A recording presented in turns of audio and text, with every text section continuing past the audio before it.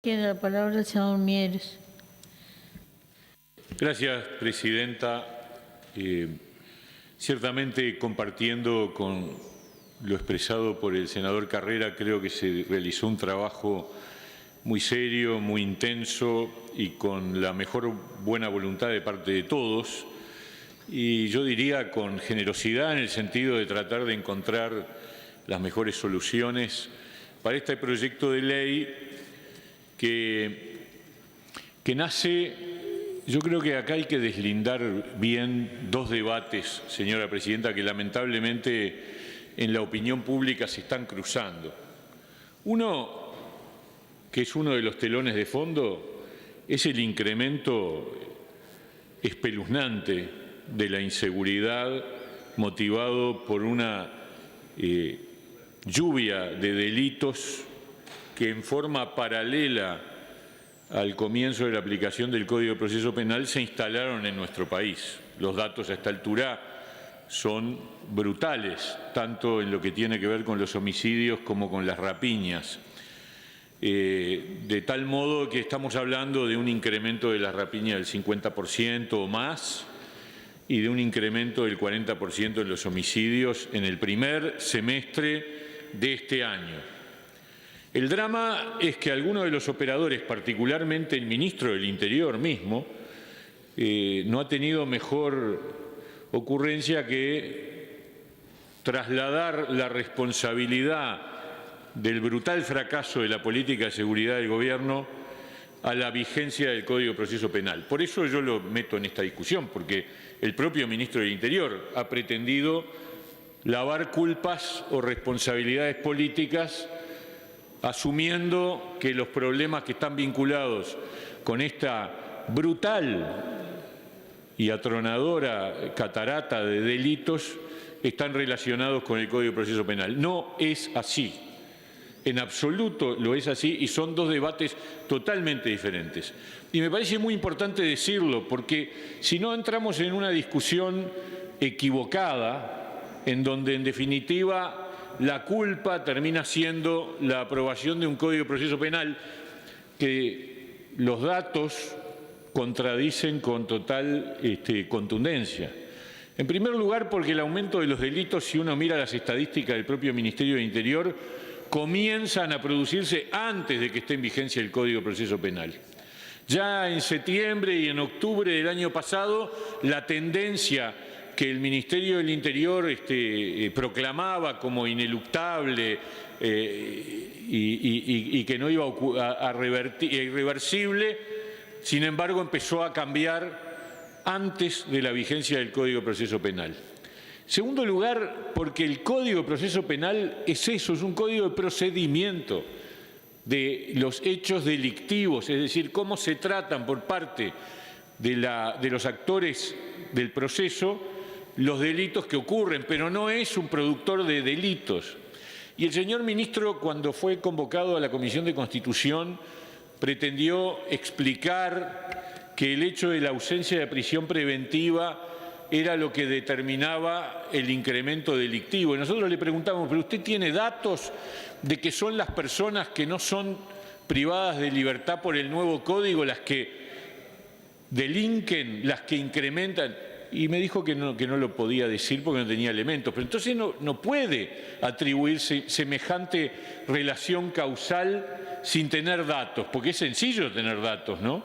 Si las personas que son liberadas porque no se aplica la prisión preventiva son las que nuevamente cometen delito, entonces tiene razón el ministro. Pero el ministro no probó eso, porque además no es verdad, porque efectivamente el problema que tenemos no es que las cárceles se vacían por un código más benévolo, comillas, dijo el Ministerio del Interior en estos días. No, las cárceles no se vacían, en primer lugar. En segundo lugar, ocurre lo que está previsto, que es que en determinadas épocas del año hay visitas de cárceles y hay decisiones de libertad que no han sido mayores que otros años, Y por otro lado tenemos la prisión preventiva que no se aplica, por lo cual no se vacía una cárcel, sino que en todo caso no ingresaron tantos como podrían haber ingresado con el viejo código. Pero vamos a, señora presidenta, hay que hacer este ejercicio de razonabilidad, porque en el afán de zafar de una situación que se fue de las manos y que en cualquier país del mundo razonable hubiera implicado la inmediata renuncia de las autoridades, porque si las autoridades nos dicen que van a reducir el 30% de las rapiñas y ahora estamos en un incremento del 50%, en cualquier país del mundo un ministro no dura un día. Solamente dura sostenido por una mayoría que ha decidido bancar cualquier cosa. Esa es la verdad.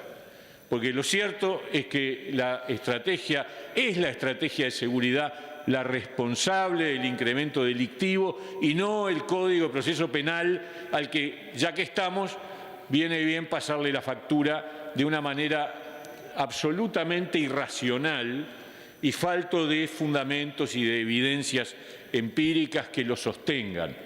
Porque además, señora presidenta, este código parece ahora que es huérfano, nadie se hace cargo, o mejor dicho, hay unos cuantos que empiezan a no hacerse cargo, pero en realidad nunca hubo más legitimidad para la aprobación de una norma que esta. Esta norma fue apoyada por todo el Parlamento, es decir, por todo el sistema político, por el Poder Ejecutivo, por el Poder Judicial, por la Fiscalía General, por la Academia, por el Colegio de Abogados, por la Asociación de Fiscales, por la Asociación de Defensores, por las cátedras de todas las materias vinculadas a tanto la procesal como la penal. No falta nadie, no hay un solo actor que no haya acompañado este Código de Proceso Penal con todas las modificaciones que después le hicimos desde su aprobación en 2014 hasta su efectiva vigencia en el 2017. Me parece que es muy importante decir estas cosas, porque ahora empezamos con la historia de que la responsabilidad es del Código. Sí, ¿qué es lo que ha ocurrido? Y este sí es el debate que pretende zanjar este proyecto de ley. El otro debate no tiene vuelta, por más que busquen jugar a echar la culpa a terceros. El otro debate es el fracaso de una estrategia y una política de seguridad que está hoy reventándonos en la cara y que, fíjense ustedes, 42 cajeros automáticos explotaron en pocos meses. ¡42! Es un escándalo. Y no agarran a nadie o a casi nadie. Yo creo que de los 42 cajeros explotados habrán agarrado la explosión de uno o dos. Los demás zafan todos. El último tuvo que dar retirada a la policía porque parece que era una emboscada. Y uno empieza a preguntarse, qué raro esto, ¿no? Porque la verdad, señora presidenta, no hay país del mundo donde esta epidemia de cajeros automáticos explotados haya llegado a estos niveles. Nosotros estamos convocando a través del diputado Iván Posada al ministro del Interior en la Cámara de Representantes, en la Comisión de Seguridad, porque esto es escandaloso y nadie dice nada. Nadie dice nada, pero ese es un ejemplo más del fracaso de la política de seguridad del gobierno, que no tiene nada que ver con la situación del Código de Proceso Penal. Nosotros entramos en la discusión de esta modificación del Código de Proceso Penal porque había problemas de implementación del Código que no están directamente ni indirectamente vinculados con el incremento delictivo, y el que diga eso es porque está buscando zafar. Es porque es mucho más fácil decir que es el Código. Bueno, han dicho hasta que es la ley de inclusión financiera, se ha dicho por parte del jerarca del Ministerio del Interior.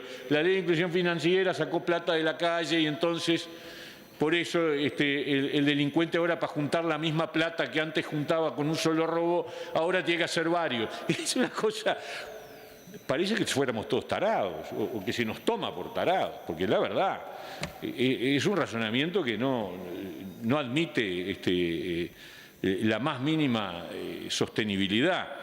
Pero entrando en el tema del Código de Proceso Penal, nosotros encontramos a comienzos de año que había un cruce de acusaciones públicas entre fiscales, jueces, policías, Ministerio del Interior, y que todos también estaban en una dinámica de yo no tengo la culpa, el problema fue la orden de allanamiento que llegó tarde, que el fiscal no actuó de la manera que debía, que la policía no pudo actuar por tal cosa. Era escandaloso, porque además en paralelo veíamos esta explosión delictiva. Y era triste, es muy triste que cuando empieza a aplicarse una norma, los operadores judiciales empiecen a pasarse facturas de manera cruzada. Y por eso nosotros planteamos en marzo, ante la Comisión de Constitución, la convocatoria al Ministerio del Interior, a la Suprema Corte de Justicia y a la Fiscalía General, para escucharlos y decirles, muchachos, bajen la pelota, veamos dónde están los problemas de aplicación, cuáles son las cosas que no se entienden, cuáles son las cosas que están funcionando mal en la aplicación del Código. Y vinieron porque toda la Comisión de Constitución acompañó la idea de que había que escucharlos. Y cuando vinieron nos encontramos con, a partir de esas 3 comparecencias, nos encontramos con los siguientes problemas. Primer problema. Erró el fiscal general, erró el cálculo sobre el número de fiscales que eran necesarios para la nueva operativa del Código de Proceso Penal. Pero no erró por 2 o por 10, erró por decenas de fiscales. Esa es la verdad. Y fue reconocida en la comisión. O sea, cuando nosotros nos aprestábamos a votar la puesta en vigencia del Código de Proceso Penal, les preguntamos a los operadores judiciales si estaban prontos. Eso lo hicimos. La Suprema Corte de Justicia está pronto. ¿Está pronto el Poder Judicial para enfrentar el cambio del Código de Proceso Penal? La Fiscalía está pronta para aplicar el Código de Proceso Penal. Los dos nos dijeron, estamos prontos. Y el fiscal general fue enfático. Dijo que tenía todo preparado y que además habían sido entrenados los fiscales y que tenía el número de fiscales suficientes. Para la Suprema Corte es mucho más fácil porque en realidad para la Suprema Corte de Justicia lo que había era una reducción de tareas, porque en definitiva los jueces ahora tienen menos que hacer que los jueces penales tienen menos que hacer que el que tenían antes con el viejo código. La tarea se cargaba sobre los fiscales. De todas maneras, conviene decirlo, la Suprema Corte de Justicia hizo un esfuerzo para lograr la separación de jueces, es decir, para que se pudiera cumplir con la garantía de que el juez de la primera etapa, que tiene que ver con los procesos iniciales, no fuera el que luego estableciera sentencia. O sea que hasta lograron ese juego de recursos humanos que sin incrementar los recursos. Pero la Fiscalía se equivocó. Ellos dicen que se equivocó porque el número de denuncias de noticias delictivas se incrementó sustancialmente. También es cierto que midieron las noticias criminales en el 2016 o en el 2015 y no en el 2017, que es cuando empezaba el tema. Pero lo cierto es que sea por lo que sea, faltan fiscales y se acumulan los casos y las denuncias en las oficinas de los fiscales, y es un gran problema que no da solución a este proyecto de ley, pero que hay que decirlo porque está pendiente y requiere la creación de nuevos cargos de fiscales, porque de otra manera vamos a seguir teniendo graves problemas de falta de respuesta del sistema procesal penal a las situaciones delictivas. Entonces, este es un problema. Pero no es un problema esto no provoca aumento delictivo, esto lo que provoca es colapso en el procesamiento de las denuncias, que me parece que es muy importante y queda pendiente. El segundo punto que apareció en ese debate fue el accionar policial. Se nos dijo que la policía interpretaba que había habido una modificación en las reglas de juego de su actividad y por lo tanto las famosas frases, la policía está de manos atadas, etcétera, etcétera. Cuando en realidad cuando uno mira el texto del Código de Proceso Penal original, no había cambios más que, en vez de ser el juez el que conducía la investigación judicial, pasa a ser el fiscal. Pero la policía, o mejor dicho, el Ministerio del Interior, dijo que había una serie de elementos que generaban dudas en los policías y que además, seguramente es así, hay fiscales que tomaron el tema de conducción de la actividad investigativa con un celo que de alguna forma podía interpretarse como un límite a la actividad policial, es decir, exigiendo que toda acción policial tuviera que pasar por una previa autorización. Entonces, esto sí, el margen de acción de la policía es uno de los centros de este proyecto de ley. Es decir, los primeros artículos de este proyecto de ley lo que hacen es zanjar este tema de una vez por todas. Es decir, acá la policía tiene las potestades de investigación, de indagación, de interrogatorio, etcétera, que tenía antes, sin ningún tipo de cortapisa. Y por las dudas, ratificamos que la ley de procedimiento policial rige en todo aquello que no haya sido tocado por este Código de Proceso Penal, como cualquier norma. Entonces, yo creo que esto es muy importante porque además, como decía bien el senador Carrera, se establece con claridad el deslinde entre la función policial en el plano administrativo y la función policial en el plano de auxiliar de la justicia. Y en cada uno de ellos se establecen con claridad cuáles son sus posibilidades. Hay una diferencia que seguramente votaremos hoy, es un aditivo, es un sustitutivo propuesto, firmado por varios señores senadores, que tiene que ver con el registro de personas, vehículos y equipaje. Ahí el proyecto del Poder Ejecutivo incluía ¿cuándo la policía puede disponer el registro de personas, vehículos y equipajes? Cuando una persona haya cometido delito, haya intentado cometer delito, y el Poder Ejecutivo en su mensaje implicaba una tercera opción, que es cuando se dispongan a cometerlo. Bueno, esa tercera hipótesis de conducta se elimina en el proyecto de ley que se votó en la comisión. Nosotros no estamos de acuerdo con eso, porque la función preventiva de la policía con respecto al delito se cumple justamente en el tercer caso. A ver, las únicas posibilidades de que un policía pueda registrar a una persona, pedir documentos, ver si tiene armas, si tiene en el vehículo armas guardadas, etcétera, es solo después de que cometió el delito o después de que intentó cometerlo. Me parece que no. Lo lógico es que la policía tenga la posibilidad de proceder al registro de personas, de vehículos, de equipaje, cuando ve a alguien en actitud sospechosa, cuando se dispone a cometer un delito.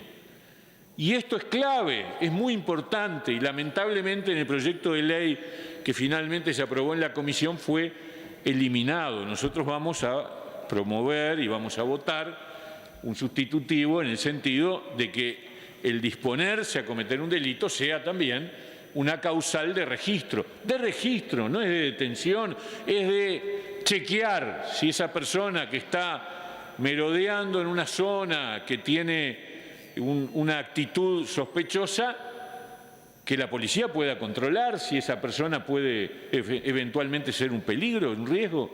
No hay ningún drama en que se registre, que se pidan documentos, que se sepa que si porta armas o no, si tiene permiso para portar armas. O sea, me parece que acá hay un asunto que es muy claro. O sea que con respecto al accionar policial, en todo lo demás tenemos un consenso, hay una mejora sustancial de algunas redacciones, pero repito, sustantivamente ya el Código de Proceso Penal permitía a la policía seguir trabajando con la misma capacidad. Lo que hacemos es decirles, miren que es así, no tengan dudas, no generemos excusas para el accionar policial. El otro elemento que establecimos en las conclusiones fueron limitar los acuerdos previstos en el procedimiento abreviado, que después voy a referirme con mayor detenimiento. El tercero fue la prisión preventiva para reincidentes y reiterantes, que no fue objeto de consenso ni siquiera por los actores del proceso, pero que vino en el proyecto del Poder Ejecutivo. Y luego las limitaciones a la libertad anticipada. Y en el debate se agregó algo que había adquirido mucha actualidad, que es lo que podemos llamar las chicanas de los abogados defensores para liberar a sus defendidos por la vía de la acción de inconstitucionalidad. Estas son las cosas principales que tratamos de incorporar y que incorporamos, en definitiva, en este proyecto de ley. Las medidas, digamos, el poder enfrentar estas chicanas va por la vía de un artículo que lo que establece es que las medidas cautelares permanecen vigentes o incluso se pueden disponer al franquear el recurso de inconstitucionalidad. Esto está en línea con la Constitución, no supone ninguna violación, es efectivamente evitar que por esta vía los defensores salgan con la suya para imputados cuya gravedad de lo imputado amerita la prisión preventiva. El caso conocido de San Carlos del Buñuelo, para que todos tengamos una idea, pero muchos otros, porque empezó a ser la moda. El defensor dice, yo mando una acción de inconstitucionalidad. Eso empezó con el que amenazó al fiscal de corte, cuando los abogados Viana y Salle presentaron una acción de inconstitucionalidad contra 100 y pico artículos del Código de Proceso Penal y por esa vía lograron que el imputado quedara en libertad. Bueno, a partir de eso hizo escuela rápidamente y empezaron todo el planteo. Esa misma lógica por la que en cierto momento algunos abogados defensores interpretaron que como nosotros habíamos derogado las leyes de persecución al narcotráfico quedaban derogadas todas como si no estuvieran restablecidas en el mismo acto por una nueva ley. Bueno, son las mismas jugadas de interpretación para tratar de zafar. Bueno, acá con este proyecto de ley esto queda zanjado. Ya había habido algunos fallos en ese mismo sentido, pero por las dudas en la ley queda zanjado que cuando hay medidas cautelares, la acción de inconstitucionalidad no las deja sin efecto, sino que quedan vigentes, incluso las puede establecer en el momento de franquear el recurso, como está previsto, proyecto de modificación que plantearon simultáneamente la senadora Paisé y el senador Bordaberry en la comisión y que fue recogido por la comisión. La prisión preventiva, que es el punto más neurálgico de este debate, porque se nos ha dicho que la prisión preventiva preceptiva, como venía del Poder Ejecutivo, así indicada, implicaba una violación constitucional. El propio fiscal de corte lo dejó dicho en su comparecencia al hacer referencia a un dictamen en que efectivamente decía eso con respecto a un caso anterior. Sin entrar a discutir que durante 30 años el Uruguay vivió con un régimen de prisión preventiva como regla general y a nadie se le ocurrió establecer que, o mejor dicho, si eso hubiera sido aplicado como inconstitucionalidad, hubiéramos tenido miles y miles de personas sin prisión porque suponía una violación de la Constitución. O sea, el país toleró 30 años de prisión preventiva como regla. Entonces, ese es un debate, sin duda, jurídico. Pero lo cierto es que en la comisión esto se modificó. Y la modificación efectivamente esquiva la posibilidad de una pretensión de inconstitucionalidad. ¿Por qué? Primero porque desaparece la calificación de preceptividad. No hay prisión preventiva preceptiva. Lo que hay es una hipótesis nueva que encuadra en las excepciones generales ya establecidas en el Código de Proceso Penal, en cuanto a la peligrosidad del imputado, en cuanto al riesgo de evasión, al riesgo de destrucción de prueba o que sea un peligro para la sociedad, los casos en donde hay reiteración o reincidencia de ciertos delitos graves. Ese es lo que se adiciona en el planteamiento, pero en la redacción el único obligado a solicitar la prisión preventiva es el fiscal, pero expresamente el texto dice el tribunal podrá establecer la prisión preventiva. Y esto claramente indica que no hay preceptividad. O sea, el juez puede apartarse de lo mandatado por el fiscal. El fiscal pide la prisión preventiva y ese sí está obligado a hacerlo porque la norma proyectada en este proyecto de ley así lo establece, pero el tribunal tomará la decisión que corresponda.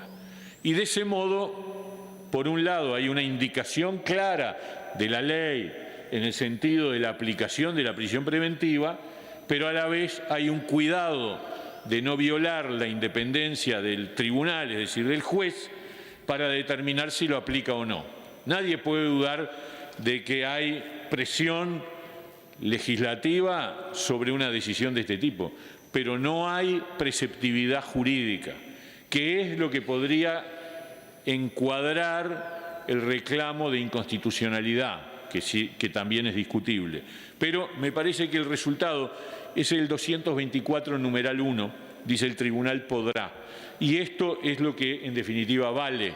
Por lo tanto, no estamos hablando de prisión preventiva preceptiva, sino de un nuevo caso, de una nueva hipótesis conductual que amerita que el fiscal pida la prisión preventiva. Ese es me parece importante decirlo así, porque si no vamos a tener un debate, me parece a mí, equivocado, en donde se van a extremar los argumentos cuando en realidad la decisión que la Comisión logró es mucho mejor que el original en cuanto a lo que planteaba el Poder Ejecutivo. El otro punto son las limitaciones del abreviado. Lo primero que hay que decir, señora presidenta, porque acá hemos escuchado incluso en las comparecencias de la Asociación de Magistrados, que esto desnaturaliza la idea del Código de Proceso Penal, porque va a llevar a que si le limitamos los términos de los acuerdos a fiscales y defensores, no se va a aplicar el abreviado y vamos a ir al proceso largo. El proceso largo es mucho más corto que el que teníamos, ¿no?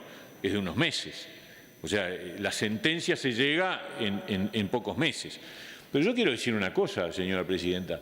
El abreviado no existía en el Código de Proceso Penal que se votó en el 2014. Esto es importante decirlo, porque ahora resulta que es la panacea y no podemos vivir sin el abreviado. Pero si el Código del 2014 se hubiera puesto en vigencia sin modificaciones, no había abreviado. Y cuando se incorpora el abreviado, que se incorporó el año pasado en el debate en la Comisión a sugerencia de las partes, tanto de la Suprema Corte como de la Fiscalía, se entendió que era una incorporación positiva, que iba a ayudar porque iba a hacer mucho más rápida la tarea, a llegar a resultados inmediatos. Se calculaba que se iba a aplicar en el 90% de los casos. 80, 90% es la evidencia comparada. Se está aplicando en el 98% de los casos. ¿Y saben por qué? Porque los fiscales no dan abasto. Y entonces el abreviado es una válvula de escape que así, bajo la presión de que tienen un montón de asuntos entre manos, alguien me tiene que pedir. Sí, está pedida para la prórroga del horario del senador Mieres, estamos votando. 27 en 28. 27 en 28, puede continuar, senador. Gracias, presidenta. Entonces, el abreviado se está aplicando en el 98% de los casos. ¿Por qué? Porque hay una situación de la Fiscalía apremiada por la digamos, una situación de exceso de asuntos por el problema de que hablábamos hace un rato, que hay pocos fiscales para tantas causas, entonces el mecanismo es acordemos. Entonces, ¿qué tenemos que hacer nosotros?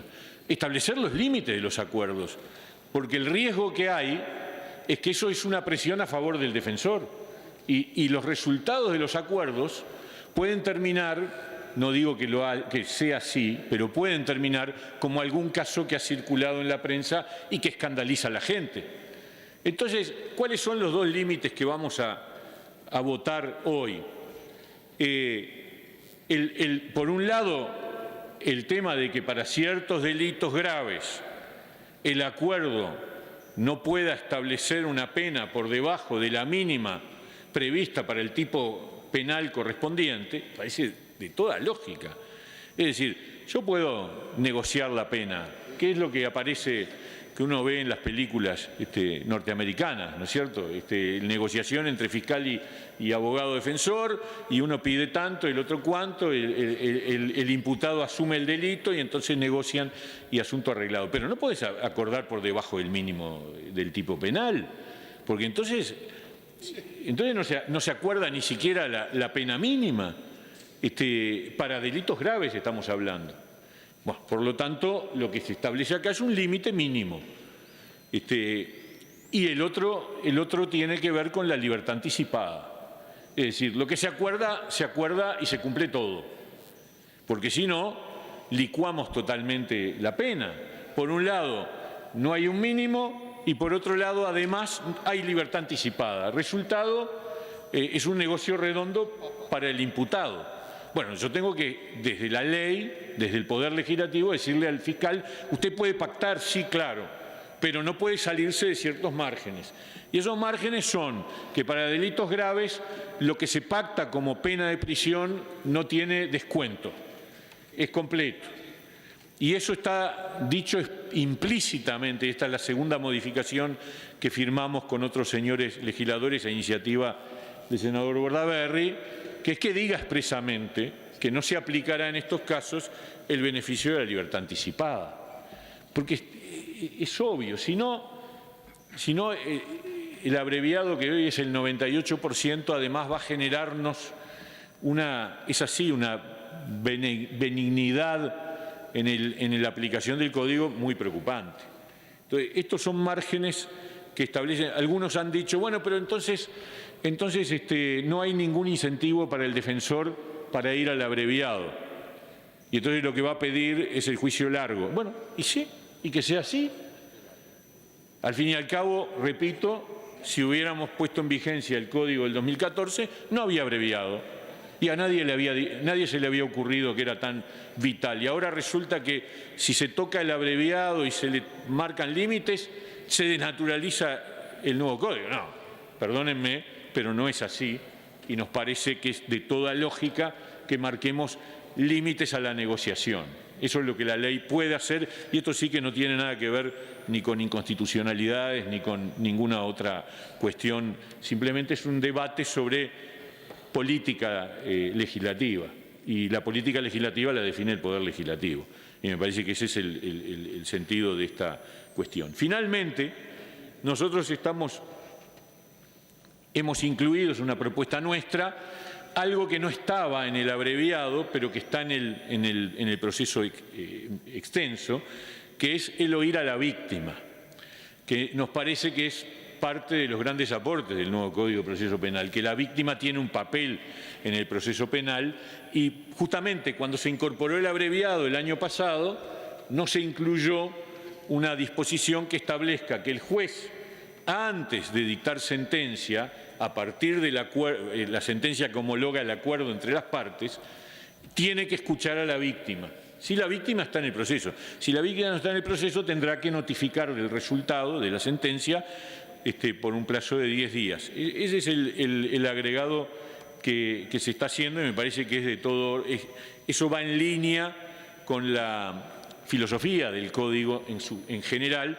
Y entonces no es solo para el código en su versión, para el proceso extenso, sino también para el abreviado. Y finalmente, esta propuesta de medidas para mejor proveer que fueron incorporadas también en la discusión de la comisión, propuesta del senador Bordaberry, que nos parece que todos recibimos y compartimos, porque es darle el juez está claro que tiene un papel estrictamente de fallo en el proceso acusatorio, eso es así, y por lo tanto está muy limitado, pero está limitado totalmente cuando en realidad puede haber circunstancias en las que el juez pueda excepcionalmente, y ahí aparecen las características de la excepcionalidad que nos da garantías de que no puede ser un mecanismo que el juez use por lo general, sino cuando se dan ciertas circunstancias y sin interrumpir el plazo que él tiene para dictar sentencia, o sea que no alarga el proceso, pueda disponer medidas probatorias que le permitan fallar, emitir sentencia con mayor criterio. Esos son los cambios. Yo creo, Presidenta, que esto... el senador Javier García me pidió una interrupción. La concedo con mucho gusto.